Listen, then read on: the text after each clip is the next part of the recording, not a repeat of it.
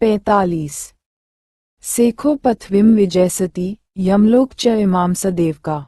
सेखों को धम्मपद अच्छी तरह सिखाया गया है और कुशल फूल की तरह पक रहा है।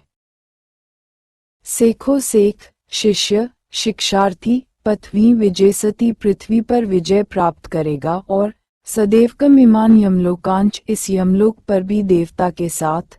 सेखो शिक्षार्थी कुशालो कुशल व्यक्ति, उपमिव फूल की तरह, सुदेशितम धम्मपदम धम्म शब्द अच्छे उपदेशों से संपन्न, धम्म सूत्र 85 चयन करूंगा। शैक्ष्य शिष्य सीखने वाला, निर्वाण की खोज में धम्मपथ पर चलने वाला व्यक्ति ही इस पृथ्वी और देवताओं सहित यमलोक को जीतेगा। एक कुशल शैक्ष्य साधक ही अच्छी तरह उपदेश दिए हुए सिखाए हुए धम्मपदों को चुनेगा, जैसे कोई माला बनाने के लिए फूलों को चुनता है। पथ पर चलने वाला साधक इस पृथ्वी यम के इस लोक तथा मनुष्यों और देवताओं के इस क्षेत्र पर विजय प्राप्त करेगा। पथ पर चलने वाला साधक ज्ञान के सुशिक्षित मार्ग को पूर्णता तक ले जाएगा, जैसे एक कुशल माला निर्माता अपने पुष्प डिजाइन को पूर्ण करता है। पृथ्वी, देवता और यमलोक तीन उपमाएं हैं। पृथ्वी अर्थात शरीर, बाहरी संसार इंद्रिय देवता है और वासनाओं का समूह यमलोक है। मनुष्य को दुखों से मुक्ति और अपने कल्याण के लिए इन सभी पर विजय पाना है। ये कौन करेगा? ऐसा कौन योग्य व्यक्ति जीत सकेगा?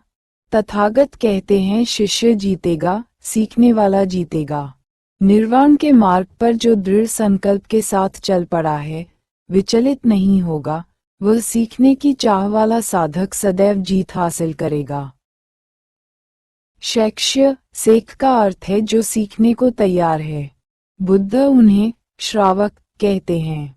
वह विनम्रता से यह स्वीकार करता है कि वह अब तक संसार का सत्य नहीं जान पाया, दुख मुक्ति का मार्ग जान नहीं पाया, जीवन जीने की कला सीख नहीं पाया, इसलिए वह अब पूरी तरह से तैयार है।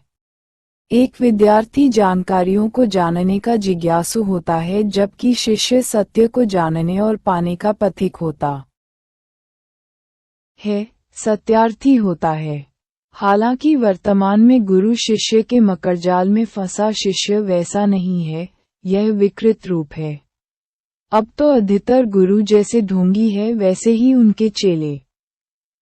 तथागत कहते हैं निर्वाण के धम्म पथ पर चल पड़ा कुशल शिष्य, जिसने जीवन जीने की कला सीखने की ठान ली, वही कल्याणकारी धम्म की शिक्षाओं को जानेगा और ग्रहण करेगा।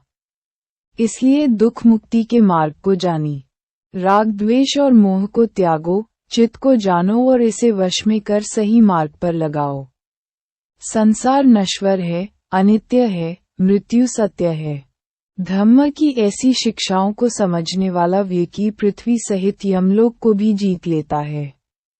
वह धम्म के पदों को, धम्म की शिक्षा के सूत्रों को चुनकर इस प्रकार से इकट्ठा कर लेता है, जैसे एक कुशल माली फूलों को इकट्ठा कर उनका सुंदर हार बनाता है। इस शरीर को अनित्य, असार जानो। मृत्यु पर कौन विजय पाता है? ये शरीर मृगतृष्णा के समान है। मरीचिकर स्थानिक भिक्षुओं की कथा। श्रावस्ती में 46 वह इस शरीर को झाग के समान जानकर मरीचिधम में प्रकाशित हो जाता है। मैंने मंगल के फूल तोड़े और मच्छुराजा राजा के पास गया।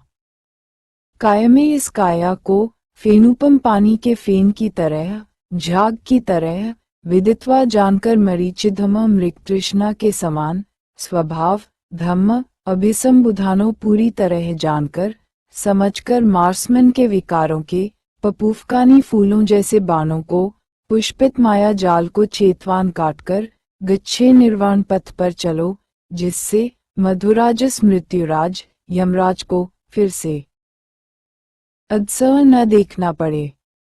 इस शरीर को पानी के फेन, झाग, बुलबुले के समान सारहीन समझो और मृग मरीचिका के समान स्वभाव को सिर्फ असार, भ्रम समझकर मार के माया जाल को तोड़कर निर्माण के मार्ग पर चलो, ताकि यमराज, मृत्यु, दूर दूर तक नजर नहीं आए।